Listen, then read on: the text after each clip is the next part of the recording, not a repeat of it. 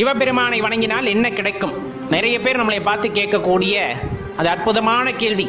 ஏன்னா எதற்காக பல பேர் கோயிலுக்கு போறாங்க அப்படின்னா அவங்களுக்கே தெரியல. போய் கடனை அடைத்து கொடு ஆண்டவான்னு வாங்கறது, நம்ம வாங்கிறது, அடைத்து கொடு அப்படின்னு கேட்கறது. அட அப்படித்தான் கேட்கறியே, கர்ம வினையை அடைக்கக்கூடிய வழியை கேட்கறியா? அதுவுமே கேட்கறது இல்லை. அதே போல பொருள் வேண்டும், சொத்து வேண்டும், நகை வேண்டும், ஆடம்பரமான வாழ்க்கை வேண்டும் என்று போய் கேட்கிறார்கள். அந்த வீடு பேர் இன்பம்னா என்னன்னே தெரியறதில்லை. அதனால இதெல்லாம் போய் கேட்கறவங்க நம்மளே பார்த்து கேட்கறது, சரி ரொம்ப காலமா சிவபெருமான வழிபடுறியே, அவர் உனக்கு என்ன கொடுத்தார் அப்படின்னு கேட்கறது. ஐயா நல்லா தெரிஞ்சுக்குங்க ஐயா, என்ன கொடுத்தார்னா அப்பா அம்மா இந்த உடலுக்கு வைத்த பெயரை மறக்க செய்து ஏகாந்த நிலையில் இருக்க செய்தார்.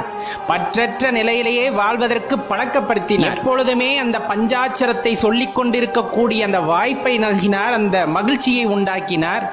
எந்த நேரத்திலும் அவரை நினைவை மறக்காத உள்ளத்தை கொடுத்தார். ரொம்ப முக்கியமான விஷயம். ஒரு